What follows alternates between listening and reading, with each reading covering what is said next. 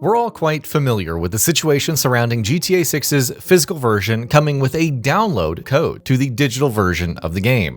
We know that Rockstar is releasing retail copies by November 12th, giving players around a week to preload the game before its global launch.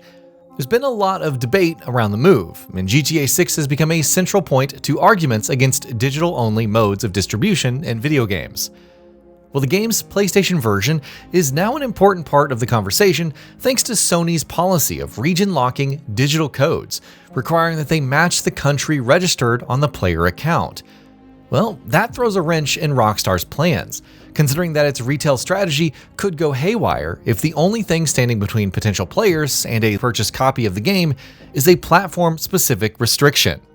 So how does that work, you might ask? Well, let's dive in and take a look at the situation that might not come with a quick and easy solution.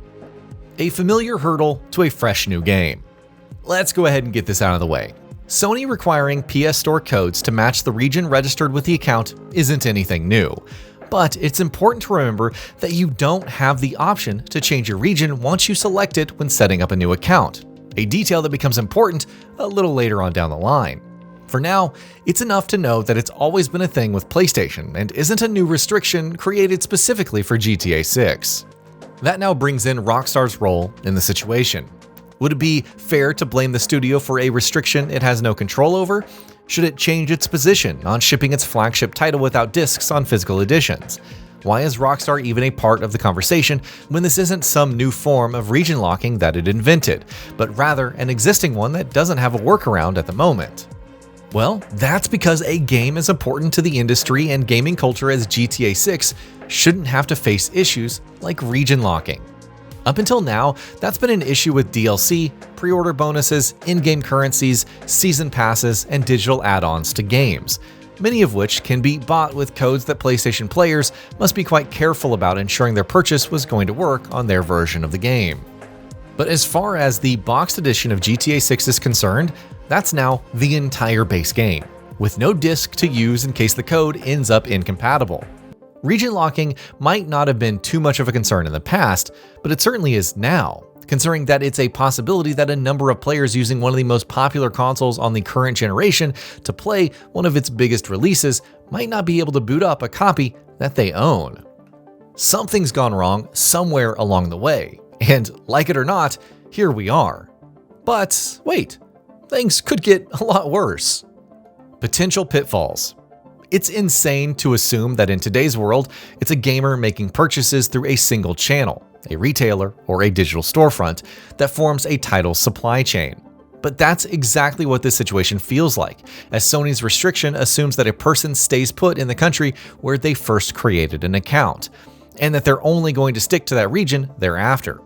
But that ignores several possibilities, all of which have been mild inconveniences until now, but could become serious roadblocks to GTA 6's release if things get ugly enough.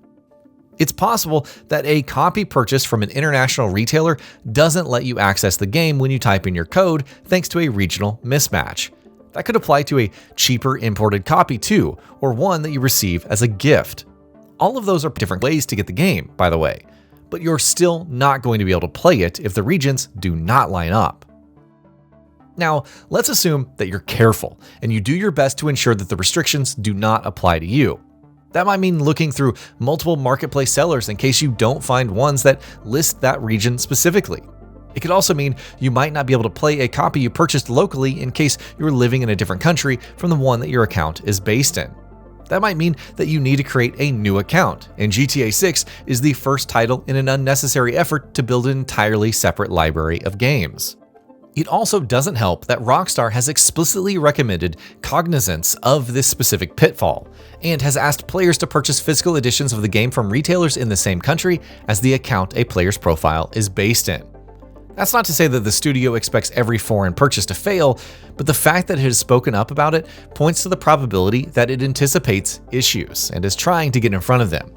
That's made all the more complicated by the fact that the studio uses regional groups instead of locking each code to an individual country.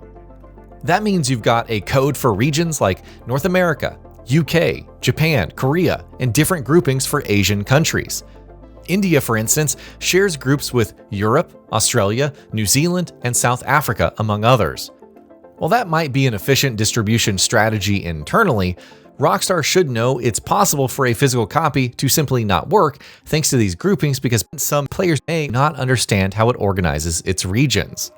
A copy purchased from one country could still work in another, while one from a nearby country could fail if it's in another group. We're going to reiterate that this doesn't mean every foreign copy is going to be unusable, but it does highlight a higher probability of issues for a game that's been highly anticipated for a long time. Now, this is also a great place to bring in Japan and the unique regional restriction that Rockstar needs to adhere to there. Japanese codes of GTA 6 are going to become redundant after 170 days if they remain unredeemed. It's a great example of why a code isn't equal to a disc, highlighting how a sealed disc remains usable for years, while a code can expire if the region it's issued in does not allow it to endure. Life happens, and it's very possible that a player could find that brand new copy just sitting around waiting for them to boot up the game until 6 months later, and that code just vanishes into the ether. We try to stay neutral and consider the merits of both sides in any argument, but we can't help but wonder if all of this potential friction is really necessary, given that other platforms are free of them. Unnecessary evils. Remember when we mentioned that you can't change regions once you pick one when setting up your account on PlayStation? Well, here's why that's important. For starters, the option to switch regions is the most obvious solution to all of the problems that we've talked about, but it's off the table already. Another inadvisable solution is a new account created specifically for that same region as the code. But that's a pathway to needless hassles for a player who just wants to enjoy a game that they bought. Which account technically owns the game then becomes an issue, as you're going to have to work with restoring licenses and setting up your primary account for console sharing if you plan to play the game on it. It also becomes an issue when trying to figure out which account needs to buy future downloadable content, Ultimate Edition upgrades, any bonuses, or perhaps when you want to access the game on another console later. There's only so many passwords one can keep track of after all. You shouldn't have to maintain a separate account just to play a purchased copy of a game. Even worse is the fact that this restriction doesn't exist on other platforms like Xbox. It's the same boxed product with a code to the digital version of the game, but where PS5 could stumble on region locking, and Xbox is going to sail right on through. It obviously doesn't mean that one console is better than the other, but it does reveal how illogical it is to have different conditions on the same damn product. It also showcases an interesting facet of the physical versus digital games debate. The box may be even less secure than a digital copy if you're the type to buy your games directly off of your account's digital storefront, which ensures that region locking isn't any concern whatsoever. GTA 6 is now a game where buying a physical copy for your PlayStation does not give you a playable disc or any options for an offline install, with the added uncertainty of your copy being incompatible with your account. You forego the convenience of automatic storefront matching and lose value on traditional preservation too. And that's not to mention potential losses from no resale value if you're the type to budget things out gaming-wise.